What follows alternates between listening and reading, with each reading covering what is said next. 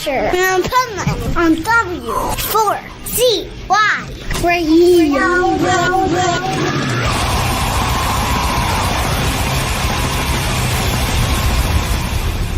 Wake up, America! It's time for the Adventures of Pipeman on W4CY.com, West Palm Beach's #1 internet radio station. Here's your host, the Pipeman. Another chance. Wide awake, we face the day. The dream is over. Or has it just begun?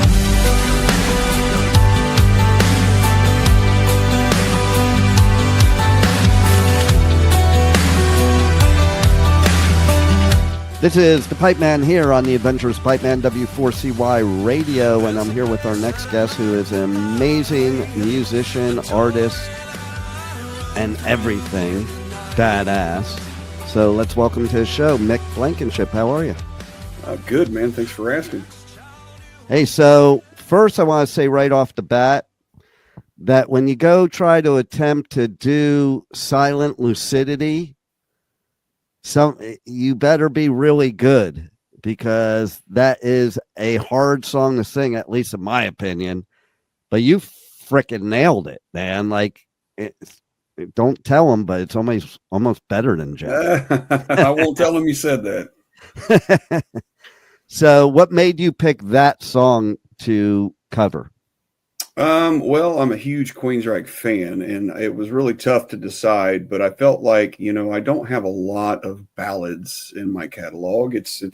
And whenever I do a song like that on social media, especially like cover a song or on TikTok or whatever, the ballads do the best for whatever reason. I don't know. And then I just decided that I always felt like I just had something as like a special bond with that song, I guess. It is a badass song, but yeah, you definitely nailed it. And speaking of TikTok, what did it feel like with your dog jumping off the roof? Oh my goodness. Yes, I have a German Shepherd puppy. He's 6 months old, and he scared the crap out of me, man. I thought he was going to leave Earth when he did it, but he's fine. It was about a 12-foot drop, I think, but he jumped right off of it and just kept on going. I don't know. He must be part like cat, because I guess, man. I've actually had this joke on my live radio show, like asking the listeners and viewers, okay, so how many flights up can a cat jump off and still land no problem? So wow, probably a lot. Yeah, and I forget what there is actually an exact like how many floors that they can handle, but I can't remember what it is. But I'm thinking a dog like jumping that much, I can't even imagine that. Just walked away like nothing happened.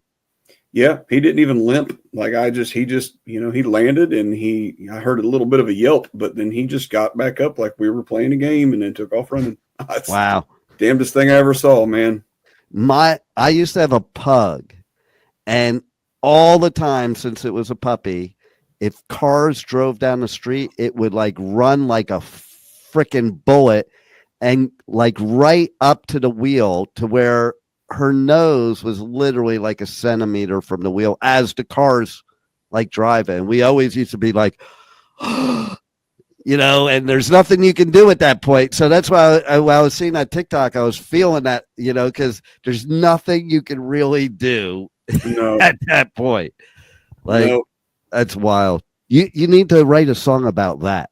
That sounds like a country song for sure. Yeah, that definitely is a country song.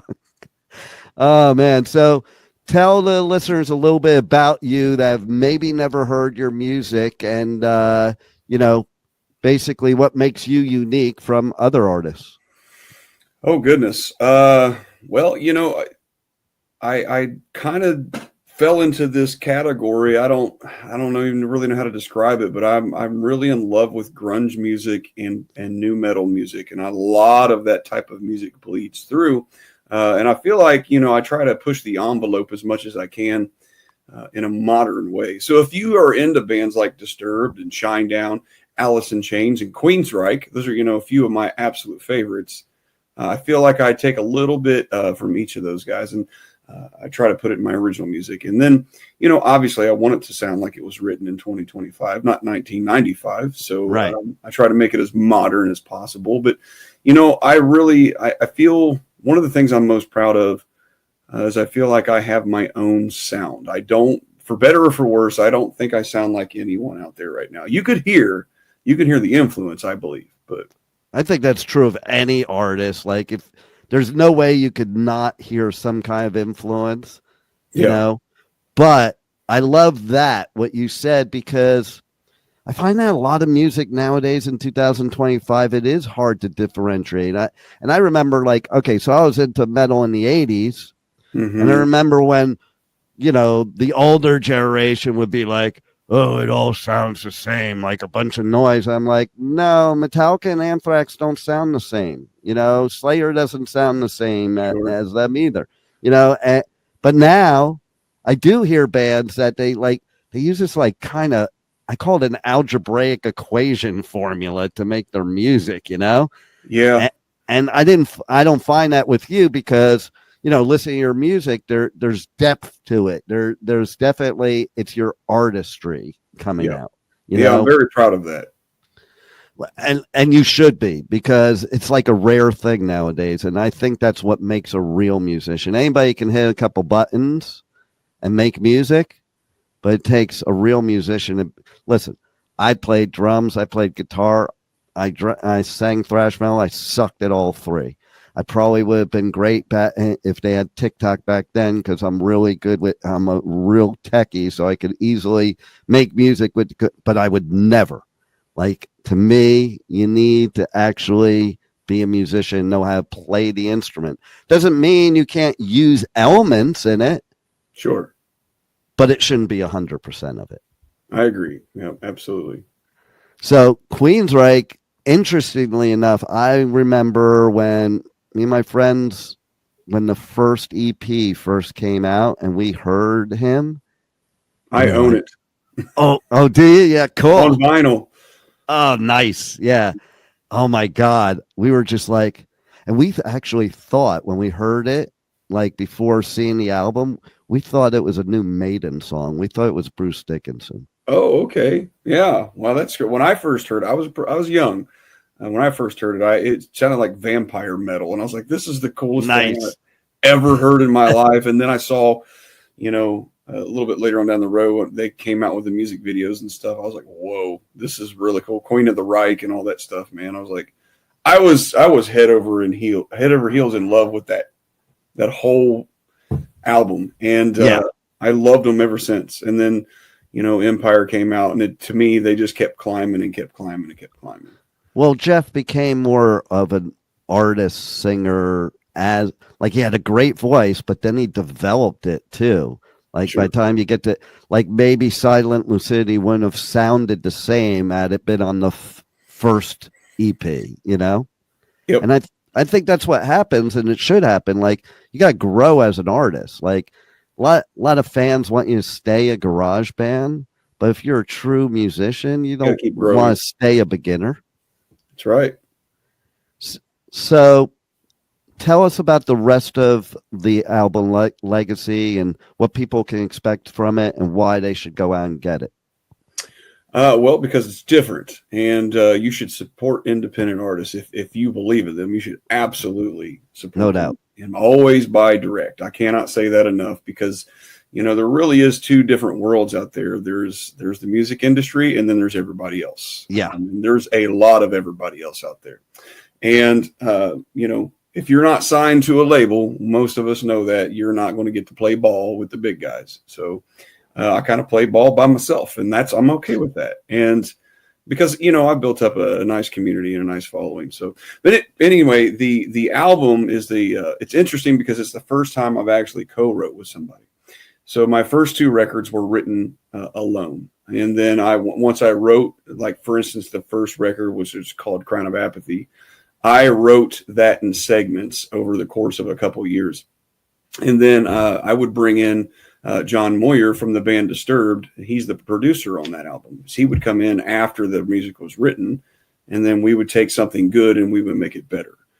And so on the next album, I wrote all of that in one long shot during COVID, actually. And then I had John come back in a second time, and he also produced on that record as well. But for the first time, Legacy, the third album that we're talking about, it was co-written with Noah Henson. And for those of you that don't know who Noah is, he plays guitar with Brantley Gilbert, who's a country artist, like a country rock artist. And but before that, he was the guitar player for a Christian metal band called Pillar. And if you ain't never heard of Pillar, bro, you have got to look them up. They are amazing. I think Brantley's amazing, and I'm a metalhead, but it's funny. I saw him because I cover festivals all over.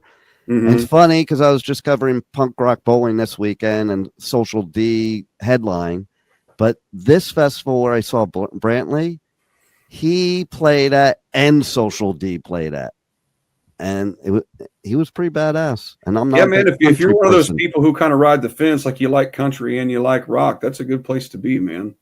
I like and to that point, I like the new country, like that sounds like rock. Like to me, like you take Miranda Lambert, to me sounds like she could be Lita Ford. Sure.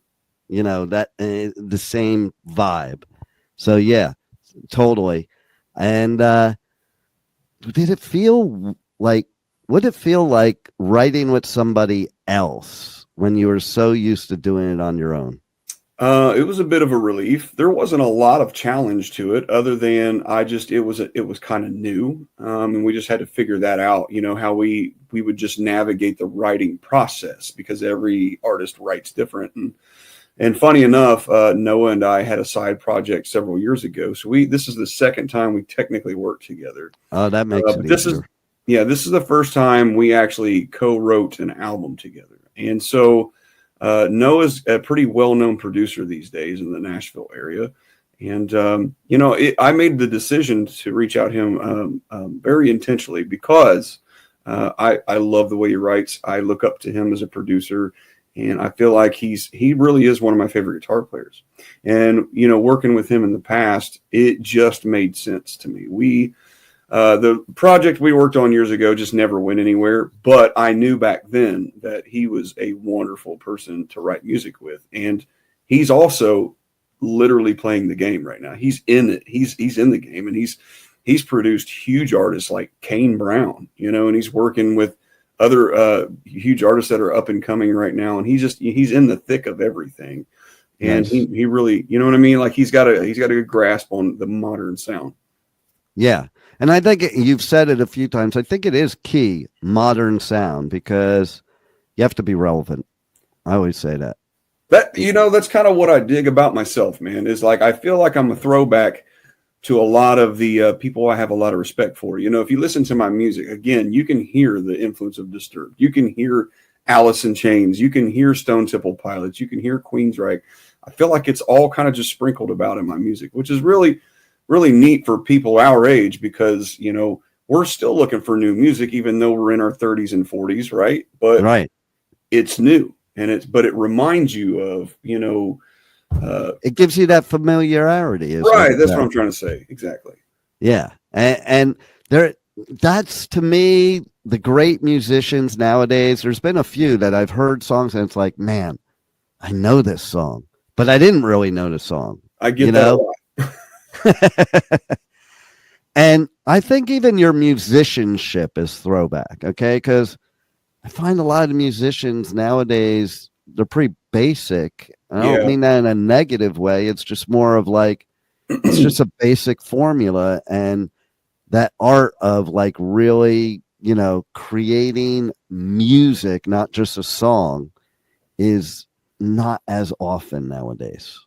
Yeah, and I think what happens with that, man, is all these labels, they kind of it's a pretty small network, and they all use the same producers and the same mix engineers, and therefore it just sounds like the same thing over and over and over again. Slightly different singers or whatever. At least that's the way it appears to me. I think also I've talked to a few artists, and like the way you're supposed to write a song nowadays has changed to appeal to the half a goldfish attention span Spotify skip track mentality. Oh yeah. You know, so it's like it used to be. Okay, you had an intro, you had one verse, chorus, second verse, bridge, solo. I proudly ignore all of those rules. Right? That's great, you know, because nowadays it's just like get rid of everything. Just, you know, hit them with the verse real quick, hit them with the chorus, and that's it. Goodbye.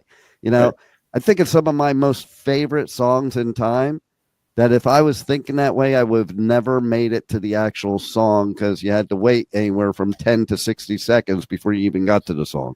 Yeah, if Rush was trying to release a brand new record in 2025, that would be a different story, wouldn't it? I know, right? That would be kind of weird if like Rush was around this time. That's what I'm saying. You know, can you imagine a band like that or Queen or something trying to release music now? Or Yes.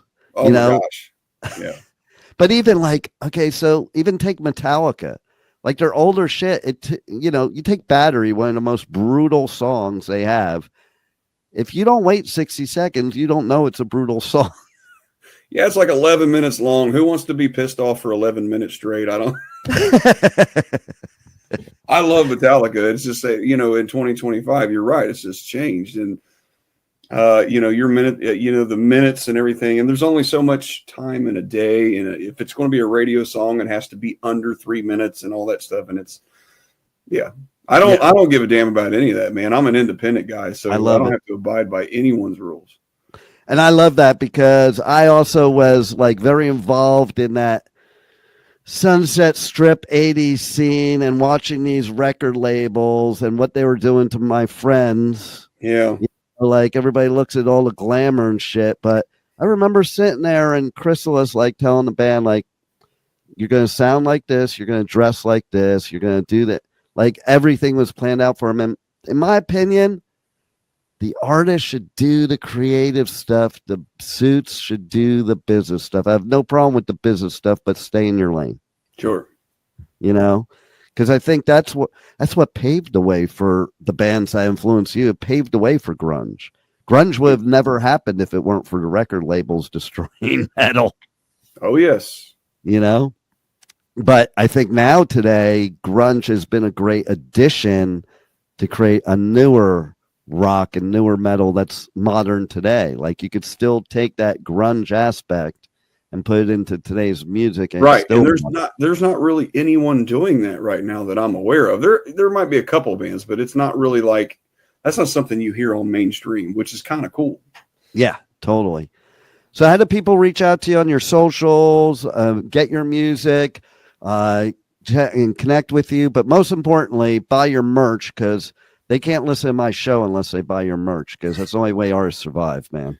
MickBlankenship.com. It's just my name. I'm easy to find. As far as I'm aware, I'm the only Mick Blankenship on planet Earth. So there's that. How'd that happen? Like, it's just a rare combination, I guess. I don't know. I know, right? Because I laughed. There's so many bands that have to like put in symbols and stuff like that. Oh yeah, well, run out of names. I've talked to record labels before, and I've considered a few different ones along the way, but every single one of them, the first thing out of their mouth is, "Well, what's your band name going to be?" And I'm like, Mick Blankenship. they didn't like that at all, man. So, one of the things I feel pretty strongly about is, why would I do that? Why would I pick a band name and disappear? You know what I mean? So to me, my name is very different and it's very memorable, so why would I change? There you go. And it's not hard to, find, if you don't even have to think about it. Right. If you Google Mick, M-I-C-K space B, all of a sudden you get all these Google search results of Mick Blankenship. Oh, that's brilliant. Yeah. Like, even if you didn't do that on purpose, that's brilliant. Yeah. So anything else you want to tell listeners about? Any final words before we go that we haven't covered already? Just to reiterate, man, that independent artists need your support. If it's not a t-shirt, make sure it's a CD or a digital download or something. I even have the ability for folks to subscribe to me directly on my website, and I have a platform there that's very similar to like Patreon, so they get exclusive content and access to things that other people don't. early releases, demo stuff that's unreleased, behind the scenes, stuff like that. So I see, that's all the cool shit too.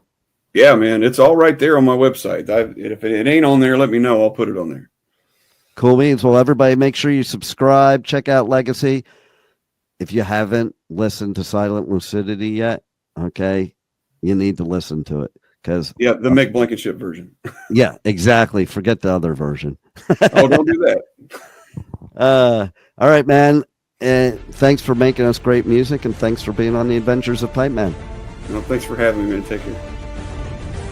Thank you for listening to the Adventures of Pipeman on W4CY Radio.